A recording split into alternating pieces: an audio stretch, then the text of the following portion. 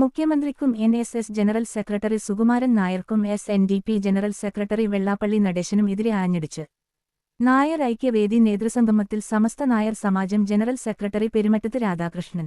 എല്ലാവരുടെയും കേസുകൾ ഒതുക്കിത്തീർക്കുന്ന പുതിയ ജോലിയാണ് മുഖ്യമന്ത്രി ചെയ്യുന്നത്.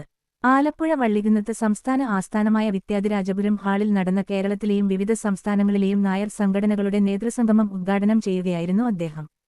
സുകുമാരൻ നായരുടെ സംഘടനക്കാണ് NSSന്റെ പേറ്റന്റ് എന്നാണ് പറയുന്നത്. മുഖ്യമന്ത്രി അയ്യപ്പ സംഗമത്തിന് പമ്പയിൽ വിളിച്ചു കൊണ്ടുപോയ 2 പേരിൽ ഒരാൾക്ക് 371 കോടി രൂപയുടെ അഴിമതി നടത്തിയതിനും ഒരാൾക്ക് 14 കോടിയുടെ അഴിമതി നടത്തിയതിനുമെതിരെയാണ് അന്വേഷണം നടക്കുന്നതെന്നും പെരുമറ്റത്ത് രാധാകൃഷ്ണൻ പറഞ്ഞു. Justice Hariharan Nair commission report അടിയന്തരമായി നടപ്പാക്കുക, NSS നായർ സമുദായത്തിന്റെ പൊതുസ്വത്ത്, ദേവസ്വം ബോർഡ് ഭരണം ദൈവവിശ്വാസികളെ ഏൽപ്പിക്കുക എന്നീ 3 പ്രമേയങ്ങളും നേതൃസംഗമത്തിൽ അവതരിപ്പിച്ചു. സ്വാഗത സംഘം രക്ഷാധികാരി ഡോക്ടർ DM വാസുദേവൻ അധ്യക്ഷനായി. സ്വാഗത സംഘം ചെയർമാൻ ടി വിജയൻ നായർ സ്വാഗതം പറഞ്ഞു. Doctor R Raman Nair, doctor A Vijayaraghavan Chennai, Balachandra Menon, Prakash Padickal, Vijayakumar, Raveendran Nair, V.S. Subhash Coimbatore, Ambili Gopakumar, Soja Baby, doctor Latha Nair Palakkad, doctor Vinu Alappuzha, Saji Kannur തുടങ്ങിയവർ സംസാരിച്ചു.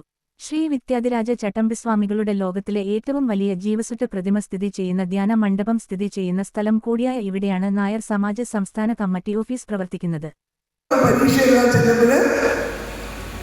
20,000 ആയാലും 30,000 ആയാലും ഒക്കെ കിട്ടുന്നവരുടെ മുന്നിൽ ഇവർ 1000-ൽ താഴെ റാങ്ക് വാങ്ങിച്ചാൽ മാത്രമേ ഇവർക്ക് കിട്ടത്തുള്ളൂ. പല പ്രശ്നങ്ങളാണ്. നിങ്ങളുടെ ഓരോ വിഷയങ്ങൾ ഞാൻ പറയാം.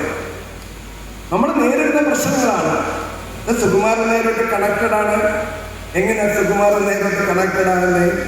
സുകുമാരൻ നായരുടെ സംഘടനയ്ക്കാണ് കേരളത്തിലെ നായർ സമുദായത്തിന്റെ പേറ്റന്റ് എന്നാണ് പറയുന്നത്. അതുകൊണ്ടൊക്കെ പിണറായി വിജയൻ വിളിച്ചു വരുന്നത് എന്താ വേണ്ടതെങ്കിൽ അത് ചില പ്രശ്നമുണ്ട്. ഞങ്ങളുടെ കമ്പനിയുടെ പ്രശ്നത്തിലാണ്, കമ്പനിക്കെതിരെ ചിലരൊക്കെ കൊണ്ടുവന്ന് കേസ് കൊടുക്കുന്നു, അതുകൊണ്ട് ഞങ്ങളുടെ പറഞ്ഞു ശരി. അയാളുടെ ജോലി എന്താണെന്ന് ചോദിച്ചാൽ എല്ലാവരുടെയും കേസ് ഒതുക്കി തീർക്കുള്ളൂ.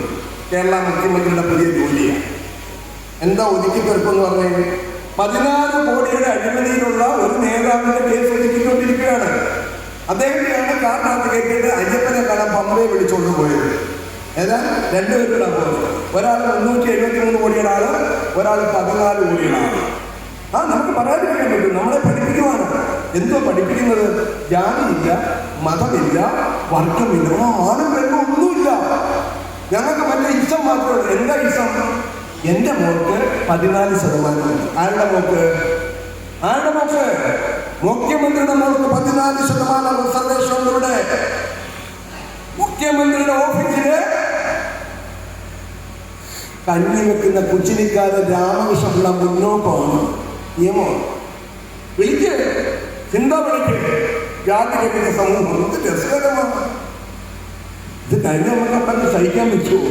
അപ്പോഴാ മരുമോനപ്പുറത്തുനിന്ന് പറയുകയാണ്, എച്ചാ എനിക്ക് 12 ഉണ്ട്, എനിക്ക് മറ്റേതോടെ തികച്ചു തരണേ, ഇച്ചിരി കുറവാണ്. ഏതാ മനസ്സിലായില്ലേ? അപ്പൊ 14-12% സംവരണം ഭരണഘടനാ വിരുദ്ധമായിട്ട്. ഭരണഘടനാ വിരുദ്ധം എന്ന് പറഞ്ഞാൽ എന്താണ്? ഭരണഘടനയിൽ പറഞ്ഞിട്ടില്ല. ഇവിടെ വക്കീലന്മാരിപ്പോൾ കുറച്ച് പേരിപ്പോൾ ഭരണഘടനയിൽ എവിടെയെങ്കിലും പറഞ്ഞിട്ടുണ്ടോ ഏതെങ്കിലും ജാതിക്കോ മതത്തിനോ സംവരണം കൊടുക്കാൻ? ഇവിടുത്തെ ബഹുമാന്യരായ നായർ കരയോഗ പ്രതിനിധികളോട് ഇപ്പോൾ നിങ്ങളെ ഇതുവരെ പറഞ്ഞു തന്നിട്ടുണ്ടോ? പറഞ്ഞിട്ടുണ്ട് ജാതിക്ക് കൊടുക്കാൻ. ഏതൊക്കെ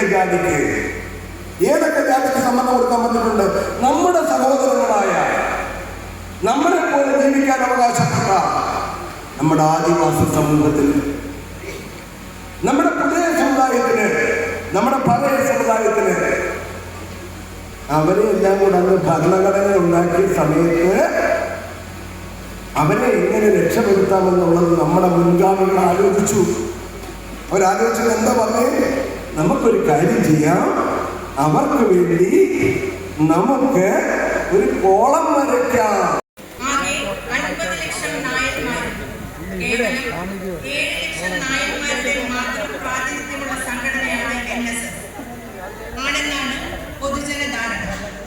ഈ അവസരം മുതലെടുത്തുകൊണ്ട് ഇന്നത്തെ NSS നേതൃത്വം അവരുടെ വ്യക്തിഗത നേട്ടത്തിനായി വൈകുന്നേരത്തോടെ സംഗമം അവസാനിച്ചു.